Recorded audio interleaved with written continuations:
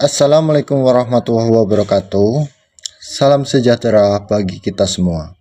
Selamat datang di video presentasi kami yang berjudul Kontribusi Ekonomi Digital Terhadap Pendapatan Nasional.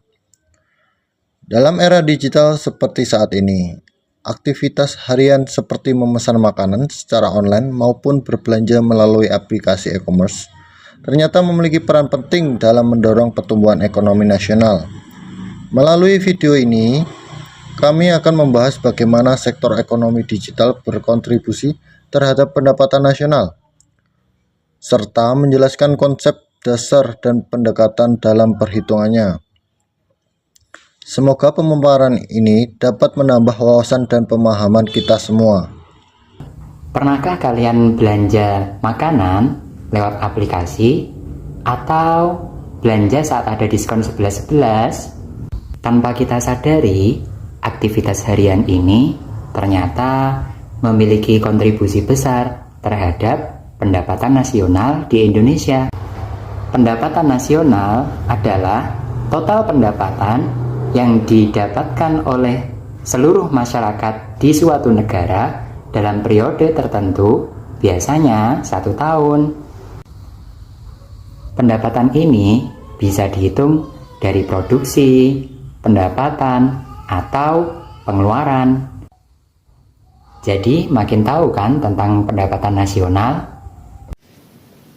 Dan disinilah hal menariknya muncul, karena ekonomi digital seperti Gojek dan Shopee masuk ke dalamnya.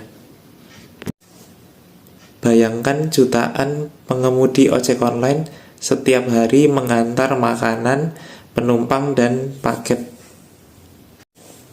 Mereka termasuk ke dalam sektor jasa, khususnya transportasi dan logistik, yang menjadi bagian dari produk domestik bruto atau PDB.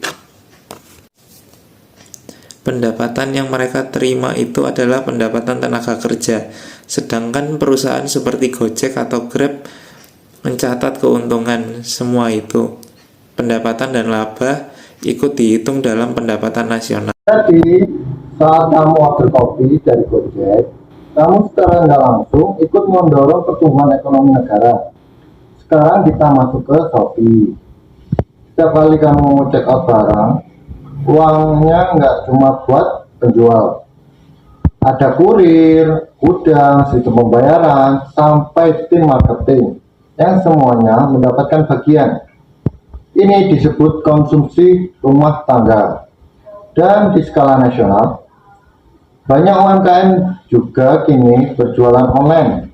Artinya, ekonomi digital memberi peluang besar untuk usaha kecil ikut menyumbangkan pada pertumbuhan pendapatan nasional.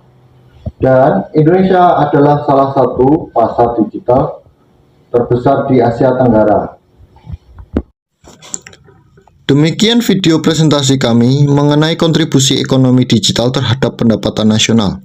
Dapat kita simpulkan bahwa aktivitas digital masyarakat seperti penggunaan aplikasi transportasi online dan e-commerce tidak hanya mempermudah kehidupan sehari-hari, tetapi juga memberikan dampak nyata terhadap perputaran ekonomi nasional.